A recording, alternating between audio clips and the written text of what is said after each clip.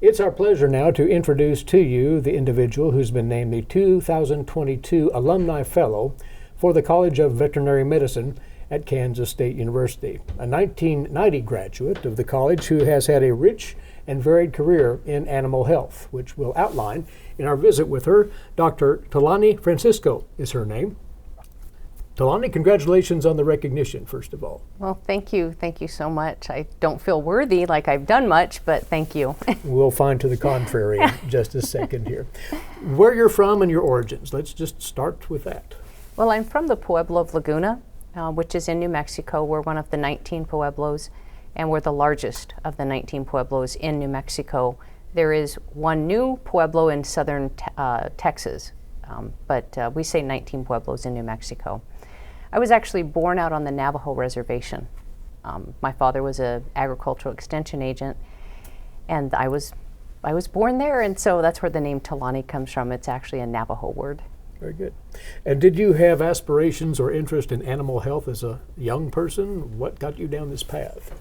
My parents said that ever since I was a little kid, that I've always had a magnetism for animals, that animals found me. And I just always took them, and dogs and whatnot. I just always liked critters.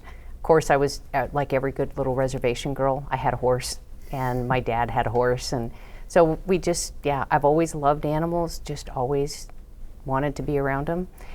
And it wasn't until I was a sophomore in high school that I really knew that I wanted to be a veterinarian. We were shearing some sheep out on my great uncle's sheep camp out on our reservation, and one of the shearers gutted a ewe by accident.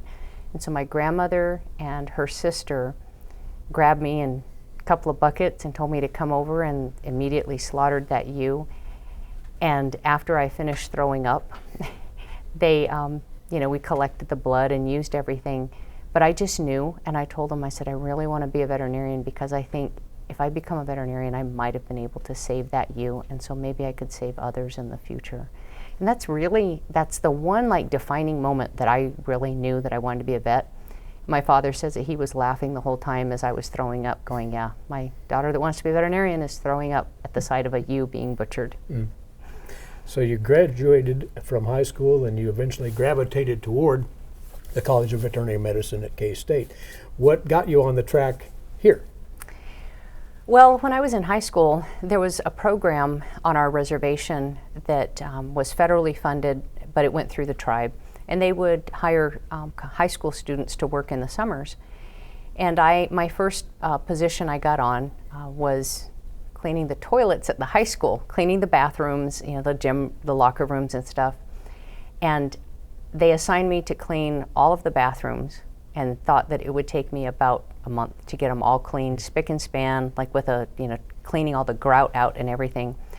And at the end of my first day, I told them I was done.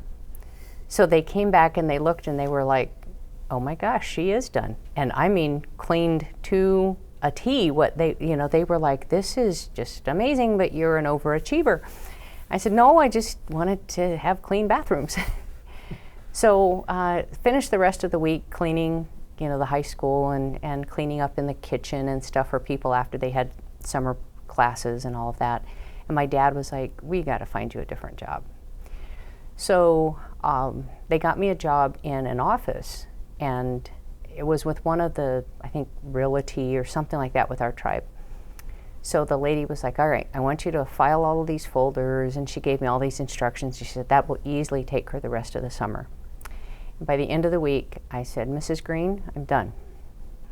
And she was like, you can't be, because I gave you way too much work. She went back and double checked, and she said, no, she's done. So I told my dad, I said, there's got to be something else that's, these are good jobs, and I'm doing my job. And they were like, oh, she does her job, no doubt about it. You want something more stimulating. Yeah, and I wanted something. And so my dad, we had always had veterinarians that we took our own horses and cattle to, and they were all Kansas State grads. And my dad said, you know what, he goes, I'm going to talk to J. Howard Sherritt, because he had Valverde Animal Hospital in Corrales, and he had done the semen testing for our bulls and all of that stuff. And so Dad went to talk to the folks with the tribe and said, hey, could we pay for her to, go work with this veterinarian because she thinks she wants to be a vet, and, I really want her to experience it, but can she still be on this program? And so they figured out a way to do it. And so the next week I went to Albuquerque and I moved in with my great aunt, my grandma Josephine, and stayed with her, and would just, I went to work every day, and I knew I was hook, line, and sinker. I wanted to be a veterinarian. I was just cleaning stalls and cleaning up after parvo dogs and, poop and stuff, but I was the happiest I could ever be. And I just knew from that point on, I'm like, yeah, there's no turning back. So you were then fairly shortly thereafter on your way to Manhattan? No, because I was still in high school. Okay. So graduated from Laguna Acoma High School, which is our little reservation high school. And my father was the principal of the elementary school, well, vice principal, but he really ran the school. And so everybody knew, they were like, Tolani is just an overachiever. And I said, no, I'm Eldon's daughter, and Eldon pushes Tolani very hard. So I had, like, one of his prerequisites for me before I graduated high school was I needed to finish all of Shakespeare's works. So I was reading through all of Shakespeare's works while I was still doing all my, high school stuff, and I played sports, and then I still had my sheep and my horse, and I had a colt at that point that I was raising and training, and his name was Jim Beam because my grandpa liked to drink Jim Beam, so I named my horse after his favorite drink. And went to New Mexico State. I really I got accepted at Princeton. And I thought, an Ivy League school, this little reservation girl, and I can go to Princeton. And my father said, no. He said, number one, you just turned 17. He said, there's no way I'm sending my daughter to New Jersey. We can't afford it. And I said, but it's on a scholarship. And he said, yeah, but still we have to pay for your living and everything. And I was a little upset with my dad. I was like, you won't let me go to Princeton? I mean, just think of the notoriety. And he said, no, you'll be just fine at New Mexico State. So they dropped me off at New Mexico State, and because I was the younger of the two, my brother was at New Mexico Institute of Mining and Technology in Socorro, New Mexico, which was only about an hour and a half away from home. But he got the car. Tolani got a 3-speed bicycle. And I lived in the women's dormitory, so I did 3 years at New Mexico State. And in my third year, still working in the summer times for Dr. Sherrod and his associate Mike Forsyth, another K-State grad, and Scott Mishler, who was another K-State grad. They were all like, this girl needs to go to K-State. And at that point, I was dead set on going to Colorado State. I said, nope, going to Colorado State, that's where the horse people are, and that's where I'm going, and I can do Witchy, and I'll come back and I'll owe New Mexico 2 for 1. For every year that I'm funded to go up to Colorado State, I have to pay 2 years back to New Mexico, but that's fine. I don't mind that. I'm coming home anyway. Well, I gave my application to Mike Forsyth and Dr. Sherrod, asked them to review it, and asked them for their letters of recommendation so that I could send in my application. And it took them longer than I thought should be necessary, because I was like, a weekend should be fine. I'm sure it's just a quick little letter, and they had to verify. I think we needed 300 hours you had to work with a veterinarian before you could even send in an application. And a week went by, and I still didn't have my application back from them. And so I just went to the clinic, and I'm like, all right, I need to know, where's my application? And Mike Forsyth, 84, class of 84, he told me, he said, oh, Tolani, he said, we just went ahead and sent it on for you because, we had to verify everything, and we figured, why wait for you, because you're down in Las Cruces. So we just went ahead and sent it in for you. And I said, okay, I guess that's what I'll do. Well, then during Christmas time, a lot of my classmates were starting to get letters for interviews and such. And my father had been telling me the whole time, I really wish you would go to K-State. He said, you know what? He said, every good vet we've ever had, Dr. Eggenbrog, Dr. Taylor, he said, they were all K-State grads. He said, every large animal vet we've ever gone to, K-State. He said, I really think you need to think about K-State. And I was like, Dad, it's Kansas. we're in New Mexico. It's Kansas. They have flying monkeys and witches on brooms and tornadoes, and I don't even own any red shoes, you know. And my dad was like, Tolani, that's a movie. And I said, I know, but still, I mean, it's Kansas. They do have tornadoes. He said, yeah, they have tornadoes. He said, but just, you know. And my dad asked me, he said, did you fill out your application? I said, no. He was like, well, okay. So went back to New Mexico State, and I'd been back in classes maybe 2 or 3 weeks, and I was wondering why I hadn't gotten a letter of acceptance yet, you know, for an interview. All my classmates were getting their letters, and they'd come into class and they'd be like, hey, did you get your letter, you know? And I was sitting around going, oh man, I'm not even gonna get a no thank you, you know, I'm not gonna get nothing. A little anxiety going on. Yeah, a little bit of anxiety. And so my mother called me one evening and she said, Lonnie, you've got 2 letters in the mail here for you, because they went to Laguna. And I said, really? I said, from where? She said, well, one came from Colorado State. And I was like, oh my gosh, open it. She said, nope, Daddy says, we're not gonna open it. You have to open it. I was like, well, I can't ride my 3-speed bicycle home. It's, you know, driving, it's 3 hours. She said, no, we're going to come down Friday night when Daddy gets off work and spend the night and take you out to dinner. And then we'll come back Sunday because, you know, they wanted to go to church on Sunday morning. And I said, okay. I said, so you guys are going to come down bringing my letters. Where's the other letter from? And she kind of, it's from Kansas. And I said, Kansas State? She goes, yeah. It's got purple lettering on it. And I was like, purple lettering? She said, yeah. And I said, but I didn't apply to Kansas. And she said, well, you've got a letter from Kansas State. So that whole week I was just like, oh my gosh, I wonder what that's all about. So when they got there Friday night, the first thing, you know, we went to dinner and they wouldn't give me my letters.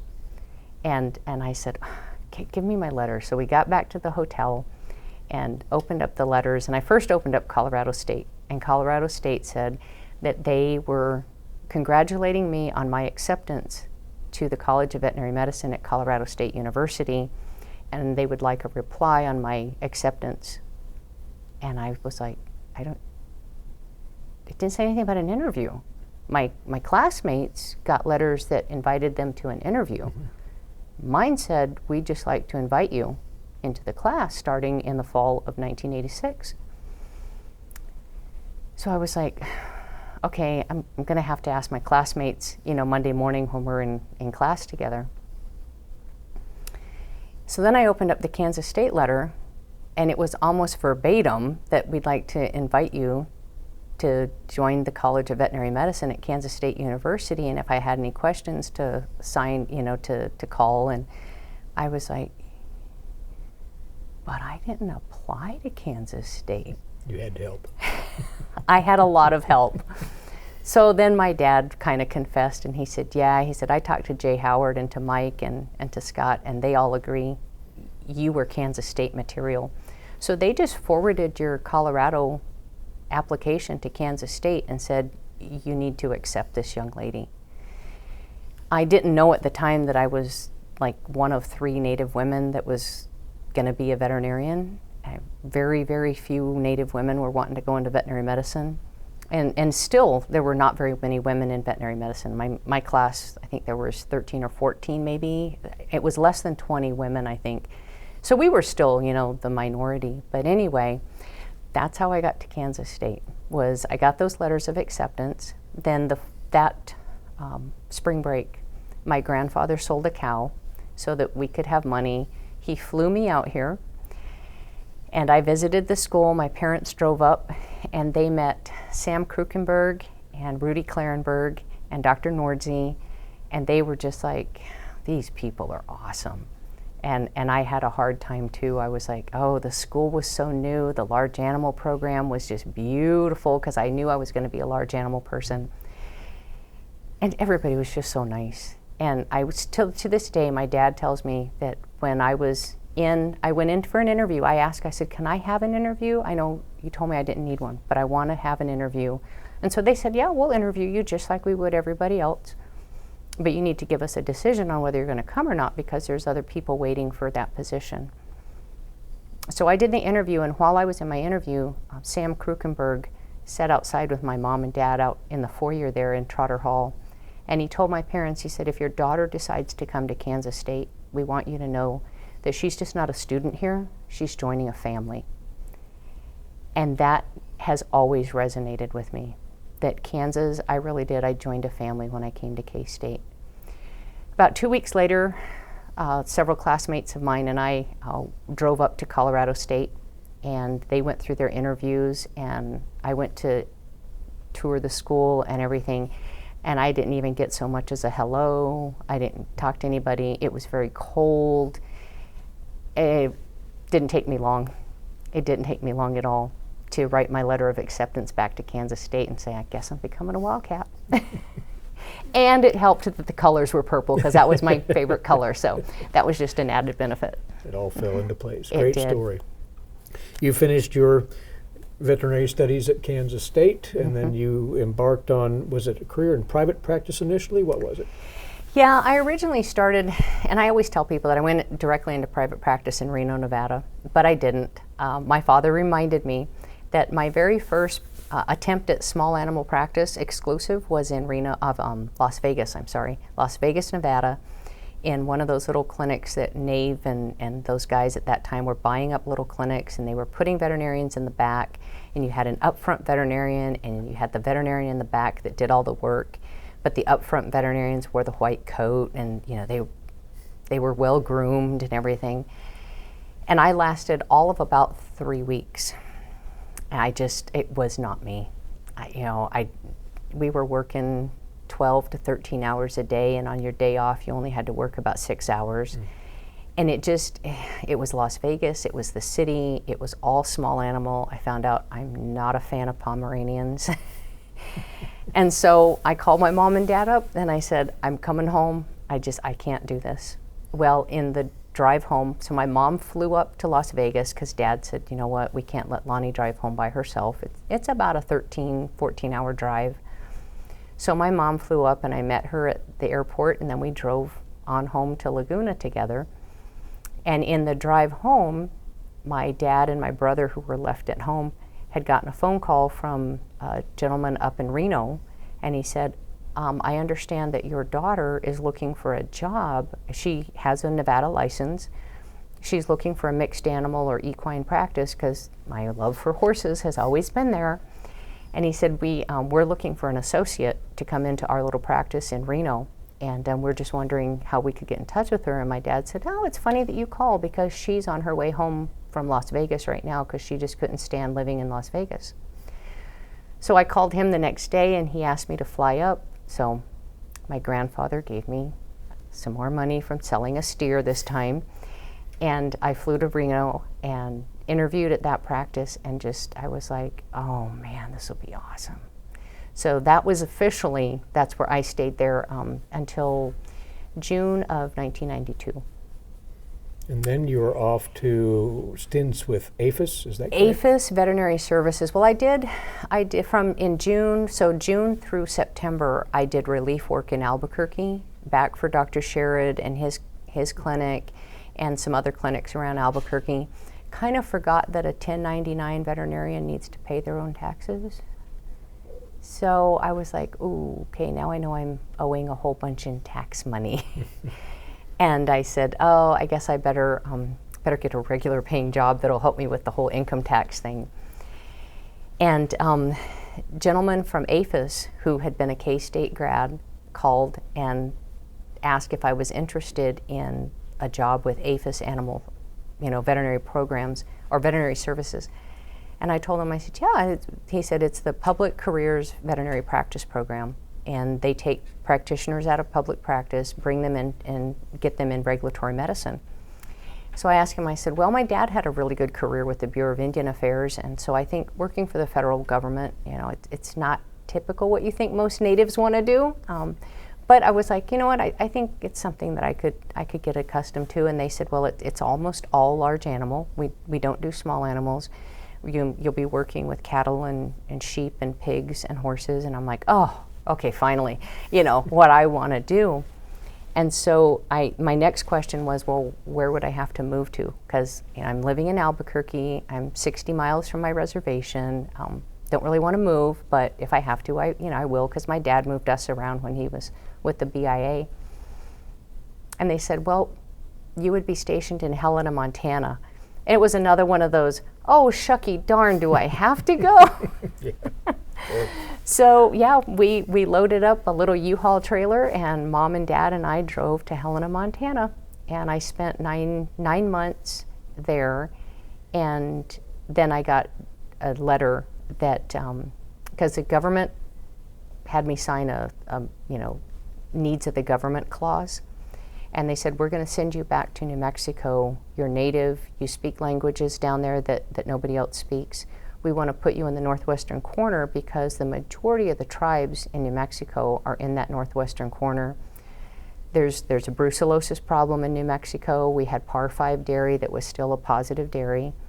And they said, and we've got some TB problems coming in some of these dairies. I had been working TB in captive cervidae up in Montana, and Yellowstone bison. We'd been doing a lot of brucella work down there, and so it was just getting started. And I said, well, okay, I guess I'm leaving Montana. So at a year where my clause was up, then I moved back to New Mexico. So Mom and Dad drove back up. This time we had a U-Haul truck because I had accumulated a few things. And we drove me back down, and then I stayed in Albuquerque with APHIS Veterinary Services until 1999 as a field VMO, and did a lot of traveling, a lot of international work. We were spaying heifers in Mexico. I did a lot of southern border work, importation of feeder cattle from Mexico.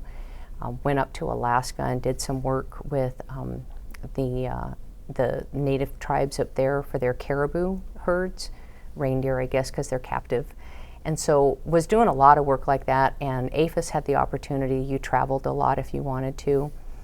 In 1995, I did apply at University of New Mexico to start a master's in public health because I already knew that I liked that. I'm like, gosh, public health just meshes well, and I liked the whole epidemiology thing, and it was kind of, coming into being. And I said, I really think I want to be an epidemiologist. I like, investigating where diseases come from and where they go and what possibly could do. I'm not very good at, the computer modeling, but that wasn't big back then. It was more of the shoe leather epi. And I said, I really want to do that. But because I was traveling so much and it was all brick and mortar, I just couldn't make the classes and stuff. So I fell out of that program. But in 1999, I applied for a job with APHIS International Programs and went to Trinidad, Bolivia. And that's an interesting story. Yes. Spend some time on that. Yeah, that one, they had a job interview out, or a job announcement out for somebody to oversee the eradication efforts in the departments of Beni and Pando, which are the kind of the Sahara region of Bolivia, right before you get pre-Amazonia. It's, there are big trees, a lot of water, but tall pampas grass, Saharas and stuff. And there was estimated to be 5 million head of cattle in those two departments. They were wanting to make it a free zone so that they could start moving their cattle into Brazil for potential exportation into the United States. So I applied, and I got a letter back that said, we'd like to welcome you in, and here's what you're going to do. So I went to Washington, D.C. I don't know how many trips I'd made to Washington, D.C. at that point, and here in high school I thought I'd never get to see Washington, D.C. And at that point I was like, oh boy, I go to Washington like every couple of months now. And met up with a gentleman that he was like, well, I'm the lead in the mission. He said, I'm an Army reservist from Georgia. And he said, but they really want 2 veterinarians. And I said, oh, okay, so they're going to send us down as a team. And I was like, wow, how cool that we got selected. And he laughingly, very jokingly said, oh, honey, we're the only 2 that applied. He said, nobody wants to go to Bolivia. And I had several colleagues in veterinary services that called me up and said, you really don't want to go to Bolivia. There's no electricity, there's no running water, there's tons of tropical diseases, it's dangerous, there's the cocoleros, the cocaine and all that. They're like, you really don't want to go there. And I said, no, I really do. My dad had talked about always wanting to work on some of the big rancherias down in Argentina. And he said, I just always had hoped that I could do that, but he lost his eyesight. And so he never got to accomplish that. And he said, I kind of am jealous that you're going to get the opportunity. My mother was just like, oh, daughter, please don't go. Please don't go. And I said, Mom, it's a once-in-a-lifetime opportunity. So May 7th, 1999, I found myself in Trinidad, Bolivia. We landed in a C-130, offloaded about 15 crates of old U.S. Computers and stuff, the real great big gigantic monitors and stuff like that. And Steve and I were like, okay, I wonder where all this stuff is going to go. And we heard like a swarm of bees coming in, and it was the people down in Trinidad on their mopeds to move our crates for us.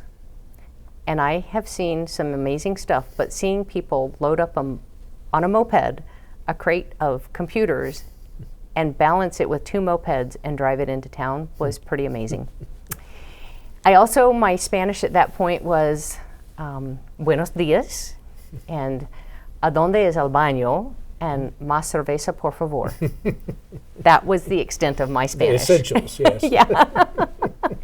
And the funny thing was I didn't drink beer, but I knew how to say that. And so, yeah, that was the beginning of 2.5 years down there. We were responsible for vaccinating 5 million head of cattle. It was supposed to have been a 5-year program, and I would go down. Initially, I was going down 3 months at a time, then I'd come home for a month, and then I'd go back down for 3 months, because you can't really vaccinate cattle in the rainy season.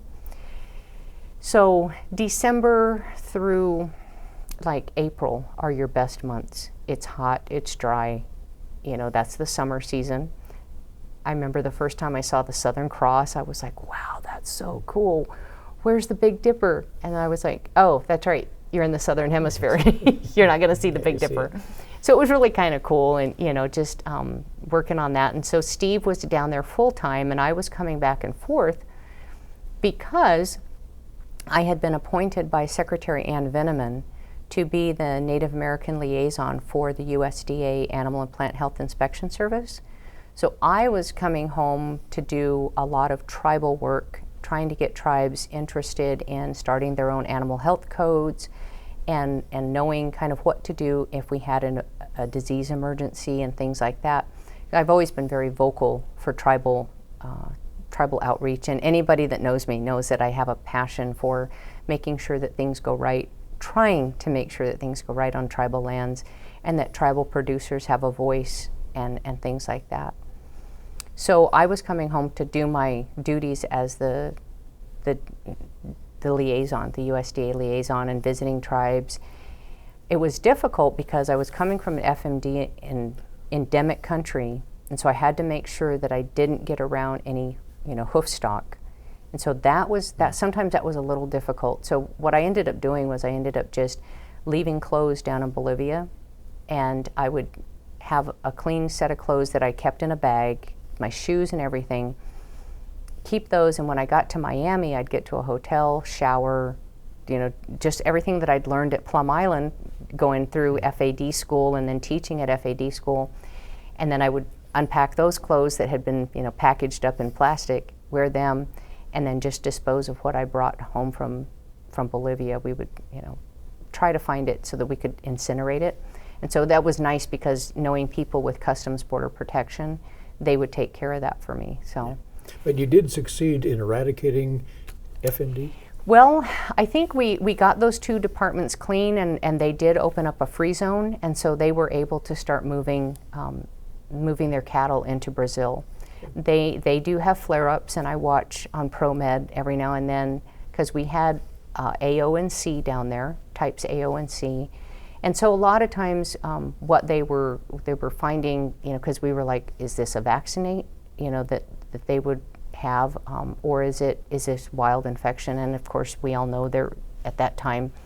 Now I think there's the testing so that you can determine whether it's a vaccinated animal or whether it's natural infection. But we would see animals, and we saw live foot and mouth disease. In an endemic country, it's not like what I saw in the UK when I went over there. Where you have naive animals that that are infected.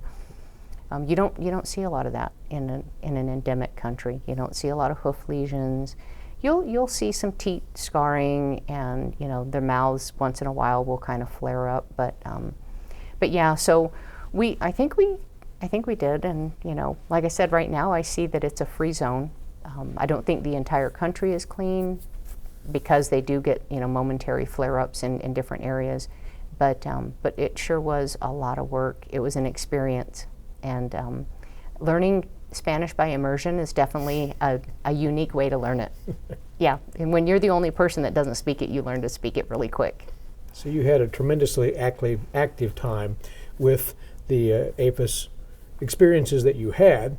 Yes. Bring us up to present day. You're now working for the U.S. Forest Service. Yes. And its Wild Horse and Burro program, which gets back to your passion, it sounds. Yes. Tell about that. How did you arrive at that? Well, post 9/11, I was in Bolivia, and I really wanted to do something. I've always had this heart for doing greater good, for being part of the greater good. And post 9/11, I joined the Air Force as a public health officer.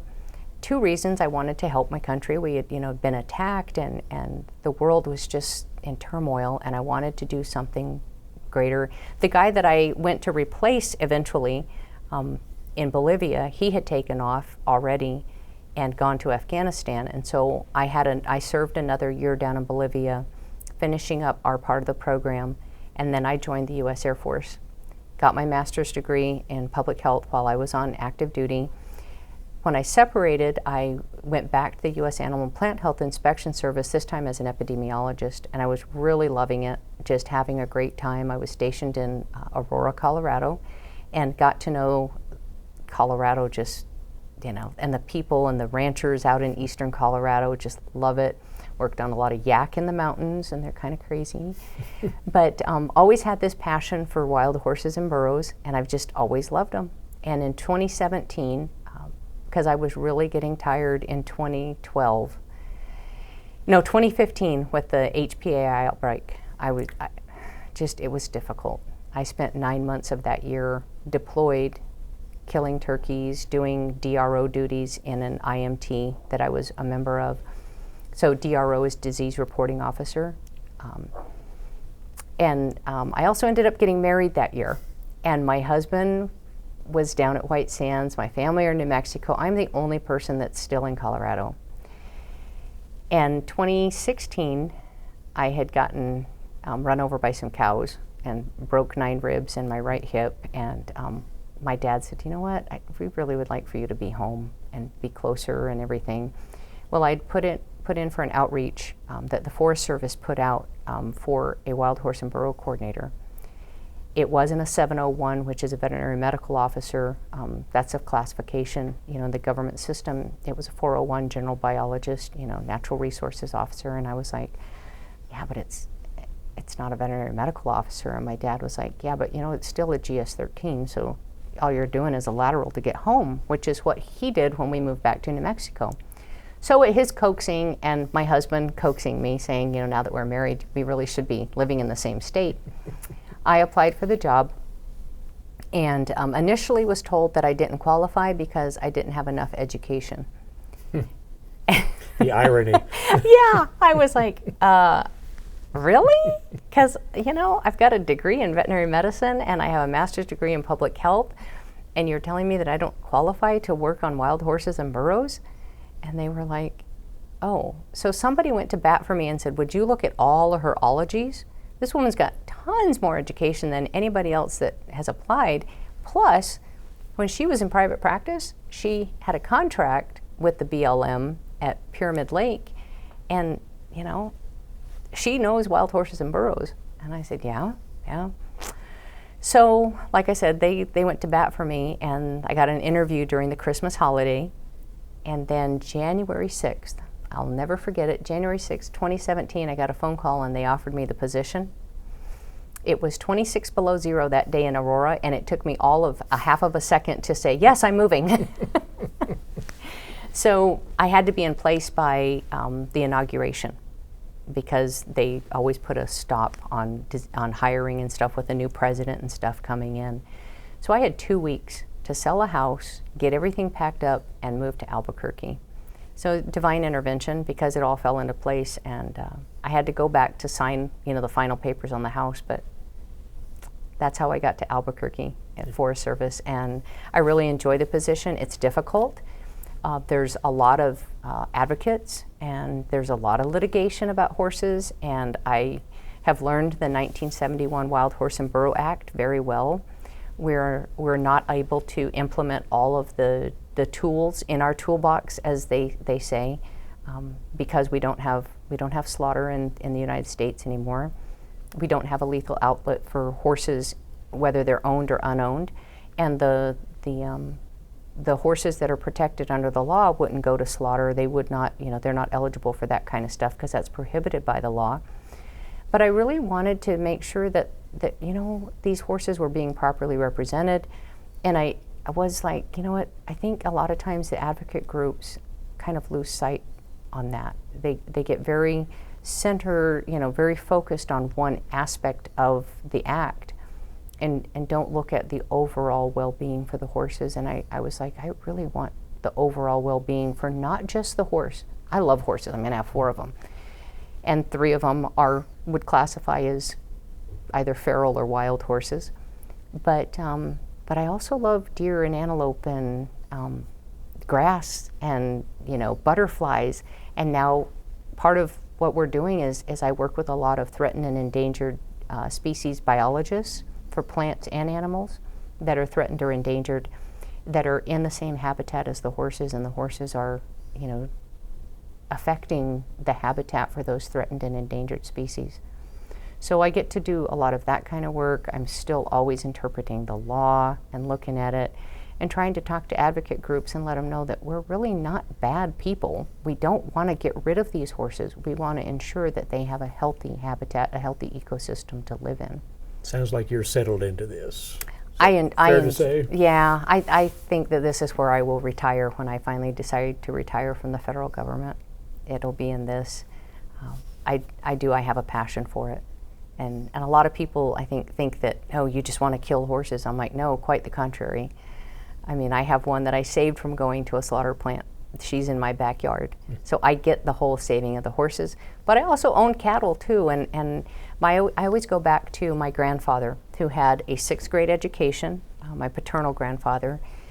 And one time we were out on the ranch, and he said, Baba, granddaughter, Baba, I think I might be what those white people call an environmentalist. And I joked, I started laughing. I said, Baba, why do you think you're an environmentalist? And he said, well, because I own cows, but I love the grass too. And I know that if I don't take care of the grass, if I don't take care of the land, it won't be there for the cows, it won't be there for the elk and for the deer. So I think I'm what, yeah. He goes, I think I'm one of those environmentalist people. And how true he was. He knew about, and my dad had, taught him about pasture rotation and just keeping everything, in a balance, and that too much of one thing is not good. And so I always take that back and tell people, yeah, my grandfather knew that, and he had a 6th grade education, but he educated himself very, very well.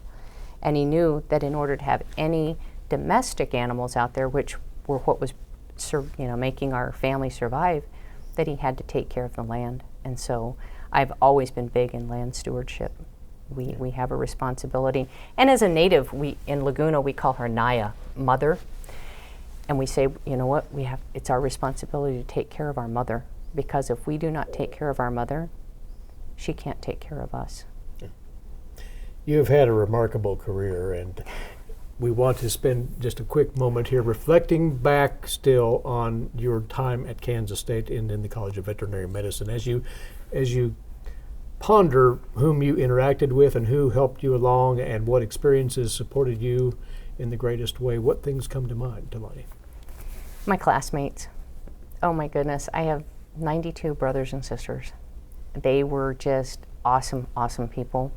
On my way here my freshman year, I got in a pretty bad car wreck outside of Santa Rosa, New Mexico, and I was 2 weeks late coming because I was injured. I broke several vertebrae in my back, and so I came in a back brace and a cervical collar, And my classmates just welcomed me. They didn't know who I was, but I guess Dr. Nordzi and everybody had told them, you know what, she's coming. We told her to wait a year, and this young lady said, I'm waiting, I'm going now. My mom and dad drove me out here, and I mean, they were just, these folks didn't know who I was. And I had classmates that would pick me up from my little apartment, bring me to class because I couldn't walk and I couldn't ride my bicycle. They helped me in class because I couldn't sit. It was very painful, and so they would, they'd let me stand against the wall and I'd take notes and they'd help me take notes and study together. They brought me up to speed the 2 weeks that I was late coming in. Just, I mean, the hospitality, but the genuine love of, and then we all knew we were having it tough. We were all having it tough. But it was just that, I think, was my big thing that I tell people. Rich Minor, he's passed now. He was he was like my big brother. This big California cowboy, blonde hair, blue eyes, all the girls were gaga goo goo over him. And he was just my big brother. He was rich, and he used to call me Lonito. That was his whole thing. He said, no, I call her Lonito because she's Tolani. He said, but no, that's just what I call her. And, I used to drive, when I could then finally drive, he had a 3 on the tree, and Paul Kaiser, who now works for SIVA Animal Health. The two of them, they were my buds because we all had 3 on the trees, and I would take care of those guys and they took care of me. They bring food by my house. Nat Lindsay, oh my gosh, she's the best lady ever, and her son has graduated. She's Beck, and Jacob graduated a couple years ago from college here. But just the love of what we do and the support to this day. We get on Facebook and we all talk and look out for one another, and if somebody loses a parent, everybody's in on it. It's just, we were tight. We were a really tight group. We had some tough moments.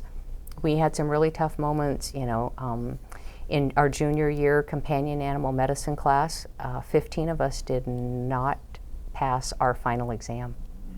And I think that was odd that 15 students, several of them who had, A averages and stuff, didn't pass, and we were all like, we're being expelled from college, we've gotten this far.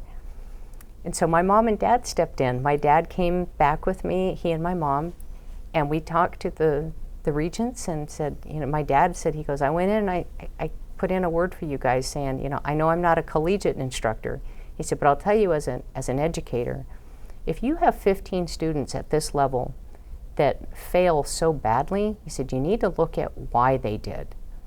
And Dr. Nordzi and Dr. Klarenberg, they all stood up for us and said, these kids aren't getting the right end of the deal.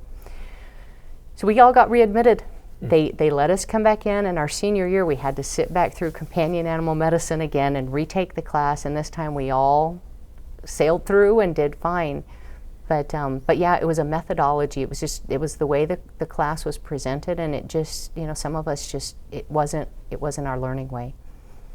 So I'm very grateful for that. So grateful, because I almost wasn't going to be a veterinarian. But it helped that I had people like Rich and Paul and Tane and Cindy Lou and a bunch of them that were in the same boat, and they were so much smarter than me. But yeah, they were there too going, wow, how did we fail that course? So, but we got back in and we were like, we're never going to let anybody tell us that we can't do something. And so that was the big thing, just the hospitality. I remember the brown bag lunches with Rudy Klarenberg, that he would, he was teaching physiology, and he was like, okay, if you're not understanding it in class, you come to my office during lunch, bring your lunch sack, he said, and we're going to go back over the lecture. And so there was always like 10 or 12 of us that would squeeze into his little, and we would sit in there, and he genuinely wanted us to learn. He said, tell me, what part of the lecture are you not getting? What are you not understanding?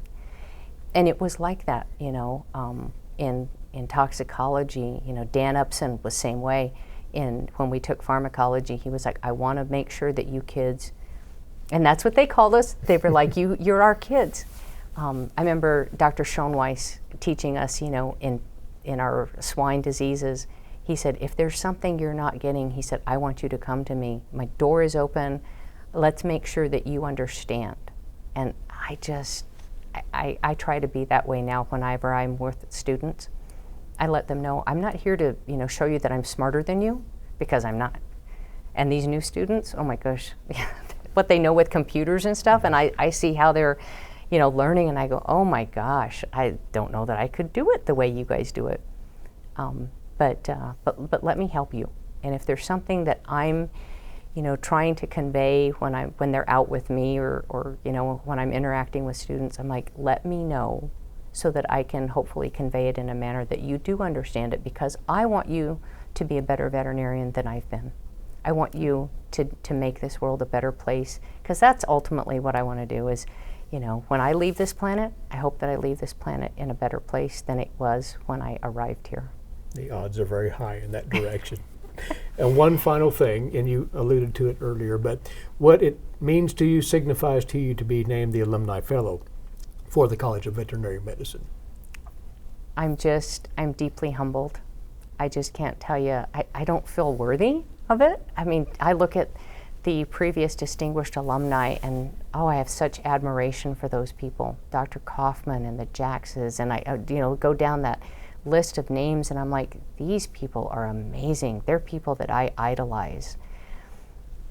It's very humbling to me to think that I am somebody that somebody would want to aspire to be, because I'm like, I'm just Tolani. I'm just Tolani, who went through some different alternative doorways that were opened up, and have had some experiences, some very positive, some not so positive, but try to always, a lady told me, she said, Tolani, you're not a glass half full kind of a lady. You're a lady who is, the glass is completely full, and there's only one way to go, and you just keep going. She said, and I said, well, you know what? Bad things happen, negative things can happen, but like I said, I just want the world to be a better place. And I just always want to try and do that. So maybe if that's part of being distinguished alumni, that I can help, you know, somebody behind me, some more Native students that realize it's not bad to leave the reservation.